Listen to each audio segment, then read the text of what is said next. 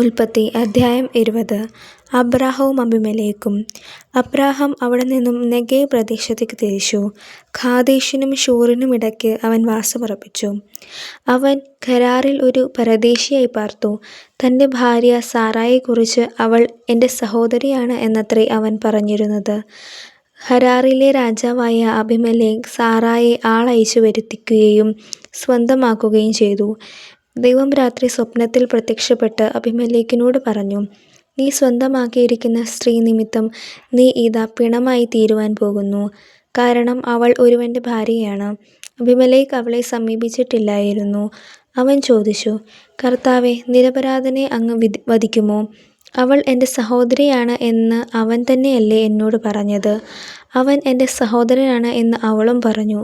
നിർമ്മല ഹൃദയത്തോടും കറയറ്റ കൈകളോടും കൂടിയാണ് ഞാൻ ഇത് ചെയ്തത്. അപ്പോൾ ദൈവം സ്വപ്നത്തിൽ അവനോട് പറഞ്ഞു, നിർമ്മല ഹൃദയത്തോടെയാണ് നീ ഇത് ചെയ്തത് എന്ന് എനിക്കറിയാം. എനിക്കെതിരായി പാപം ചെയ്യുന്നതിന് മുൻപ് ഞാനാണ് നിന്നെ തടഞ്ഞത്. അതുകൊണ്ടാണ് അവളെ തൊടാൻ നിനക്ക് ഞാൻ അനുവദിക്കാതിരുന്നത്. അവൻ്റെ ഭാര്യയെ തിരിച്ചേൽപ്പിക്കുക. അവൻ പ്രവാചകനാണ്. അവൻ നിനക്ക് വേണ്ടി പ്രാർത്ഥിക്കും. നീ ജീവിക്കുകയും ചെയ്യും. എന്നാൽ നീ അവളെ തിരിച്ചേൽപ്പിക്കുന്നില്ലെങ്കിൽ നീയും നിന്റെ ജനങ്ങളും മരിക്കും എന്നറിയുക. അബിമേലെക്ക് അതിരാവിലെ എഴുന്നേറ്റ് സേവകന്മാരെയെല്ലാം വിളിച്ച് ഇക്കാര്യങ്ങൾ പറഞ്ഞു. അവർ വളരെ ഭയപ്പെട്ടു. അനന്തരം അബിമേലെക്ക് അബ്രാഹത്തെ വിളിച്ചു പറഞ്ഞു, എന്താണു നീ ഞങ്ങളോട് ഈ ചെയ്തത്? നിനക്കെതിരായി ഞാൻ എന്തു തെറ്റ് ചെയ്തിട്ടാണ് എൻ്റെയും എൻ്റെ രാജ്യത്തിൻ്റെയും മേൽ ഇത്ര വലിയ തിന്മ വരുത്തിവെച്ചത്? ചെയ്യരുതാത്ത കാര്യങ്ങളാണ് നീ എന്നോട് ചെയ്തത്. അബിമേലെക്ക് അബ്രാഹത്തോട് ചോദിച്ചു, ഇത് ചെയ്യാൻ നിന്നെ പ്രേരിപ്പിച്ചത് എന്താണ്?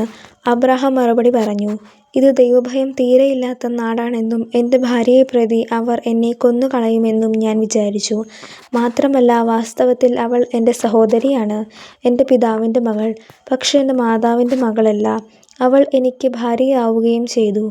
പിതാവിൻ്റെ വീട്ടിൽ നിന്ന് ഇറങ്ങിത്തിരിക്കുവാൻ ദൈവം എനിക്ക് ഇടവരുത്തിയപ്പോൾ ഞാൻ അവളോട് പറഞ്ഞു, നീ എനിക്ക് ഇപ്രകാരം ചെയ്യണം. നാം ചെല്ലുന്ന ഇടങ്ങളിലെല്ലാം അവൻ എൻ്റെ സഹോദരനാണ് എന്ന് എന്നെക്കുറിച്ച് നീ പറയണം. അപ്പോൾ അബിമേലെക്ക് അബ്രാഹത്തിന് ആടുമാടുകളെയും ദാസീദാസന്മാരെയും കൊടുത്തു. ഭാര്യ സാറായെ തിരിച്ചേൽപ്പിക്കുകയും ചെയ്തു.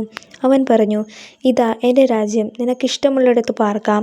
സാറായോട് അവൻ പറഞ്ഞു, നിന്റെ സഹോദരന് ഞാനിതാ 1000 വെള്ളിനാണയങ്ങൾ കൊടുക്കുന്നു. നിന്റെ കൂടെയുള്ളവരുടെ മുൻപിൽ നിന്റെ നിഷ്കളങ്കതയ്ക്ക് അത് തെളിവായിരിക്കും. എല്ലാവരുടെയും മുൻപിൽ നീ നിർദോഷയാണ്. അബ്രാഹാം ദൈവത്തോട് പ്രാർത്ഥിച്ചു. ദൈവം അബിമേലെക്കിനെയും ഭാര്യയെയും വേലക്കാരികളെയും സുഖപ്പെടുത്തി. അവർക്കെല്ലാവർക്കും സന്താനങ്ങളും ജനിച്ചു. കാരണം അബ്രാഹത്തിൻ്റെ ഭാര്യ സാറായെ പ്രതി കർത്താവ് അബിമേലെക്കിൻ്റെ അന്തഃപുരത്തിലെ സ്ത്രീകളെയെല്ലാം ബന്ദിയാക്കി കളഞ്ഞിരുന്നു.